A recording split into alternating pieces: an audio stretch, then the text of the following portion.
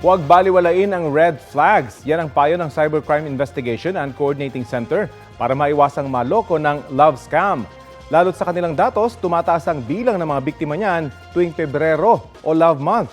Ang modus sa likod nito at kung paano may iwasan, alamin sa balitang hatid ni Oscar Oida. Gwapo, matangkad, matipuno at higit sa lahat, napaka-sweet. Ilan lamang daw yan sa mga katangian kung bakit mabilis umanong na-fall ang dating OFW na si Juliet, di niya tunay na pangalan, sa kanyang naging Romeo online na nagpakilalang isang Norwegian serviceman sa isang dating app. Maputi po siya, sir. Maputi, medyo blonde. Di ba po yung buhok niya? Maganda yung mata niya, parang blue-blue. Nakakakilig po. Siyempre, tatawagin kang babe. Hindi ko naman po naranasan yun eh.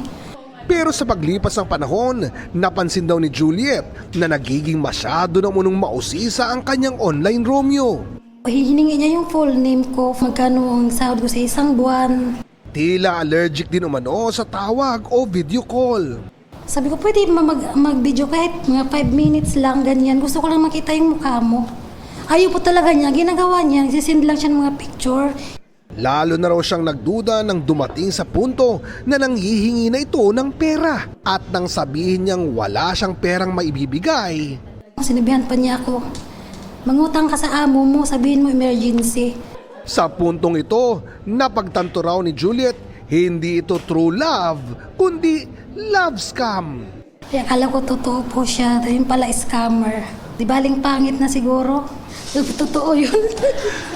Pag sobrang pogi, mahirap. Mapagmahal at masipag. Ang mga katangian daw nating mga Pinoy na madalas ay sinasamantala ng mga nasa likod ng mga tinatawag na love scam o yung modus na pakikipagkilala online, paiibigin ka hanggang sa kalaunay huhututan ka na ng pera. Sa lahat talaga very emotional tayo palagi. And because of this attitude, pwede ka na i-program sa AI. Paano ko gagantuin ng Pilipino? Naka-profile na tayo. And they know highly vulnerable tayo. And they know ang Pilipino masipag magtrabaho kaya maraming ipon. Kaya tinatarget tayo.